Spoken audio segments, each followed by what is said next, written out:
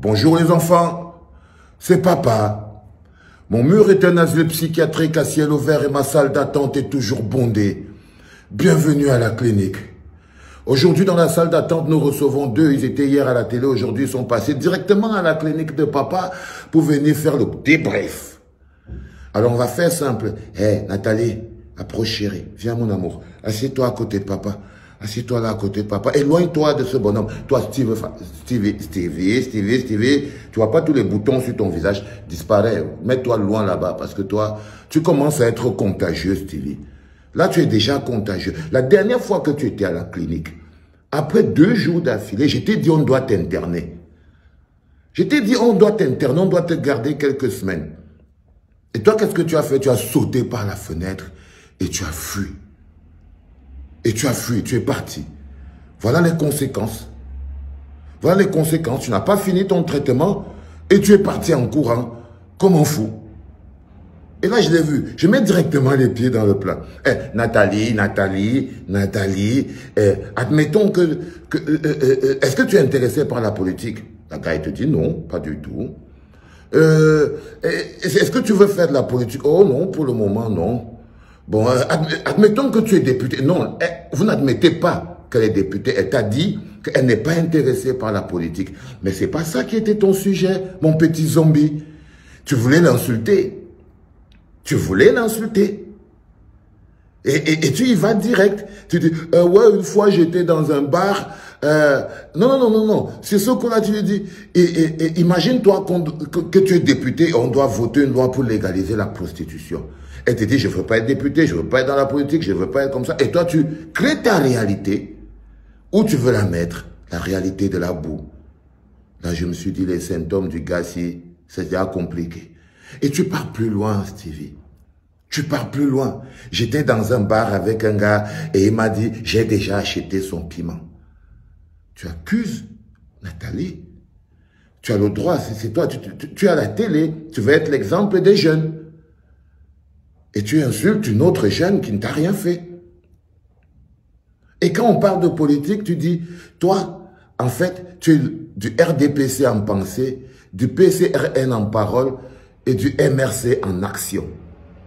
Là, je me suis dit, parfois on fabrique des zombies, mais celui-ci, ils sont légion. Tu connais ce qu'on appelle être légion? C'est un démon, c'est quelqu'un qui a 1000 démons dedans lui. Toi, tu es légion, totalement légion. Quelqu'un de très compliqué. Tu ne respectes pas les femmes, Stevie. Tu es un goujat. Tu es un goujat. Tu traites les femmes de prostituées. Tu traites une femme d'affaires qui défend un bilan, qui défend une activité. Tu la traites de prostituée. Et tu veux même lui faire dire qu'elle est une prostituée.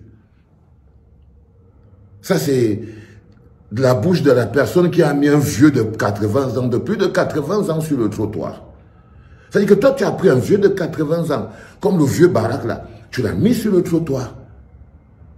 On ne sait pas qui est compliqué. Le Mac, celui qui met les gens sur le trottoir, ou le pauvre boucle de vieux de 80 ans que tu as envoyé sur le trottoir. Alors là, je me suis demandé, de vous deux, c'est qui c'est qui vend le piment en fait? Quand j'ai vu ta vidéo chez Jean de Dieu Momo, avec l'autre chanteur d'opéra là, tu n'étais pas en train de vendre ton piment, mon frère. Ah, tu étais en pleine vente du piment, mon frère. Je suis désolé. Mais tu es malade. Si tu étais resté à la clinique, on aurait eu le temps de te soigner. Mais tu as sauté par la fenêtre, mon petit. Non. Non, tu t'es comporté comme un pauvre type. Une espèce de sociopathe qui essaye en fait de manipuler. Tu as essayé de profiter de la situation parce que tu es un profiteur. Et en plus, tu es un commère. Le Japab, le Congossa. Ça s'appelle le cocktail d'un petit personnage. Et elle t'a nettoyé, hein, Nathalie. Tu l'as traité, chérie. C'est-à-dire que je ne savais pas quoi dire. J'ai gardé un petit bout. Mais comme je ne veux pas que les gens te dérangent, j'ai gardé ça. Jour de ta vie, tu fais là comme si tu n'es pas responsable des photos que tu poses, de tout ce que tu fais, de toute cette trace et paillettes que tu montres aux jeunes pour donner l'impression que voilà. Tu es responsable du fait que les jeunes portent des horribles costumes carrelés partout. Qu'est-ce que tu dirais à ça? Donc parce que tu as porté ton costume carrelé, si tous les jeunes dans la société commencent à porter le... te plaît tous les jours de ta vie, tu fais là comme si... Oh my God. Là, t'as fait fort, chérie. Là, t'as cogné, mais t'as pris le petit zombie, tu l'as plongé direct dans tout le seau d'eau bénite. C'est-à-dire, tu l'as pris, tu l'as plongé dedans. Bloum! Pieds et poings liés. T'as même failli le noyer dans le seau d'eau bénite. Il était ridicule. C'est-à-dire que, Stevie, tu es la version petite des gens de Dieu Momo. C'est-à-dire une espèce de rigolo, commerce, sociopathe, un type sans confiance. Et je voulais te dire, tu dois être dézombifié, frère.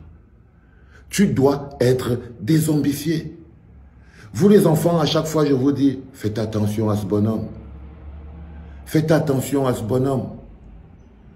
Moi, je ne vous dis pas de plus le suivre, hein. Faut le suivre. Parce que vous ne pouvez pas combattre quelque chose que vous ne connaissez pas. Pour combattre quelque chose, il faut connaître cette chose.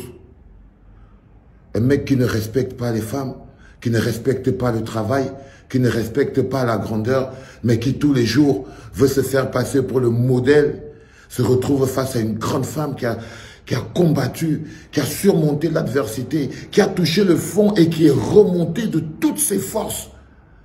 Ça, c'est le respect, chérie. Et tu as le respect de papa.